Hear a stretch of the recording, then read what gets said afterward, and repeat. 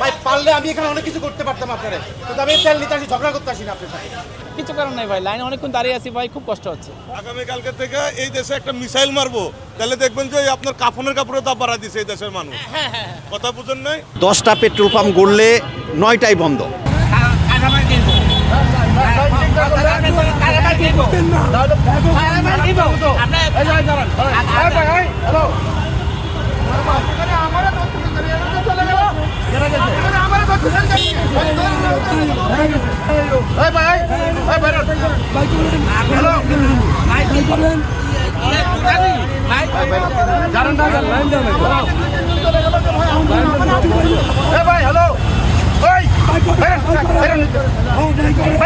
আমার আগে আর 2 জন 4 জন ঢুকছে, শুনেন আমার আগে আর 4 জন ঢুকছে, আমি এনে গাড়ি গাড়ি দিব সমস্যা নেই, আপনি দাম চা করেন, আমি কোনো ম্যানেজ করব না, কাউরে ম্যানেজ করব না, ইচ্ছা না। আমার আগে আর 4 জন আছে, 4 জন তাল দিলেন কেন? 4 জন তাল দিলেন কেন মিয়া? আপনার কোনো কমপ্লেইন্ট আছে? আমার আগে আর 4 জন দৌড়াই আসছে ভাই, আপনার কথা দৌড়ে আসছে আপনি ঠেকানোর জন্য, আমি পাঠাই দিছি, কিন্তু আপনি এরকম ভাই পারলে আমি এখানে অনেক কিছু করতে পারতাম আপনারে, কিন্তু আমি তেল নিতে আসি, ঝগড়া করতে আসি না আপনার সাথে। আপনি যদি রেগুলার পান তাহলে আপনি কেন স্টক করবেন? এখন আপনাকে রেগুলার দিচ্ছে না বিদায়ী তো আপনি স্টক করতেছেন ভাই। এটা তো ভাই মানুষকে ইচ্ছাকৃতভাবে হ্যারাসমেন্ট করতেছে এবং ইচ্ছাকৃতভাবে ক্রাইসিস মুভমেন্ট তৈরি করতেছে। কারণ আমার একটা বাইকে যদি 10 লিটার তেল দিয়ে দেয় তাহলে আমি 1 সপ্তাহ পাম্পে আসবো না, তাই না? এটা ইচ্ছাকৃতভাবে করতেছে ভাই, এটা কর্তৃপক্ষের নজর দেওয়া উচিত। শৃঙ্খলা ফিরিয়ে আনলে অন্তত সংকট থেকে মুক্তি পাওয়া যাবে। আর যারা বাজারজাতভাবে ক্রাইসিস সৃষ্টি করছে মোটামুটি তারা অসাধু ব্যবসায়ী হিসেবে আমার মতে সরকার যে রিজনেবল সিস্টেমটা করছে এটা মোটামুটি ভালো, তবে এটার জন্য আরও ইনকোয়ারি দরকার, যাতে বারবার কেউ 2 লিটার নিয়ে আবার অন্য পাম্প থেকে 2 লিটার নিচ্ছে, এখন আরও একটু সচেতন থাকা দরকার সবার। মোটামুটি ভিড় আছে, মোটামুটি আজকে কিছুটা সচল আছে পাম্পগুলা, কিন্তু গতকালকে কোনোভাবে সচল ছিল না।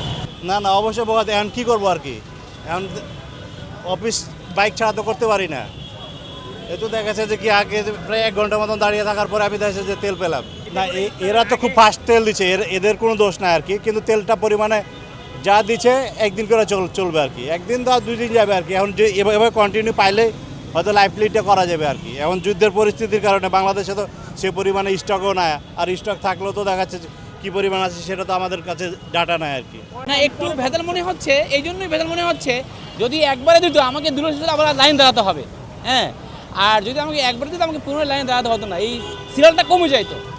এর একটা বড় প্লাস পয়েন্ট। আর নেগেটিভ হলো এটা, যদি আমি বেশি তেল নিই তাহলে আমি কিন্তু বেশি খরচ চিন্তা করবো, এই জন্য কম তেল দিয়ে আমাকে খরচ কমানোর জন্য চেষ্টা করতেছে গভর্নমেন্ট। কিছু কারণ নাই ভাই, লাইনে অনেকক্ষণ দাঁড়িয়ে আছি ভাই, খুব কষ্ট হচ্ছে। না তেলের কোনো ঘাটতি নেই, তারপর এটা কেরাজে করে এটা বুঝতেছি না। ওই যে মানে আপনি যখন কোথাও দেখবেন সিরিয়ালি লাইনে মানুষ দাঁড়িয়ে আছেন, হ্যাঁ, ওখানে কি হচ্ছে না যে মানুষ লাইনে দাঁড়িয়ে যায়, কি হচ্ছে সেটা জানা না, কিন্তু খবর লাগায় দেন যে কালকে থেকে আগামীকালকে থেকে এই দেশে একটা মিসাইল মারবো, তাহলে দেখবেন যে আপনার কাফনের কাপড়ে দাম বাড়া দিছে এই দেশের মানুষ। কথা বুঝেন নাই? 1 ঘন্টা যাবৎ দাঁড়িয়ে আছে। বৈশ্বিক সমস্যার জন্য এটা সমস্যা হয়েছে, এটা তো সবাই জানে, এটা তো আর নতুন কিছু না। সরকারের জোরালো কোনো বক্তব্য পাইতেছি না যে আপনারা আতঙ্কগ্রস্ত হওয়ার কিছু নাই, আমাদের মজুদ আছে। সরকারের ক্লিয়ার করে বলতেছে না 10টা পেট্রোল পাম্প গড়লে 9টাই বন্ধ, তাহলে সে যে 2 লিটারের জন্য আরও 1 লিটার পুইরে সাইডে খুঁজতে হয় কোনখানটার। যেমন আমি সকাল উত্তরা থেকে খোঁজা শুরু করছি, উত্তরা, মহাখালী, তেজগাঁ, তারপরে এখানে এসে দেখতেছি তেল পাইতেছি। তাহলে এটা তো একটা হেনাস্তা। যদি প্রত্যেকটা পাম্পে 2 লিটার করেও দিত তাহলে এত সমস্যা হইতো না। উপচে পড়া ভিড় তো হবেই, কারণ কোনো পাম্পে যখন পাইতেছে না তেল তখন তো উপচে পড়া ভিড় হবেই স্বাভাবিক। এইটুকুর মধ্যে আর কোনো ওখানে পাম্প নাই।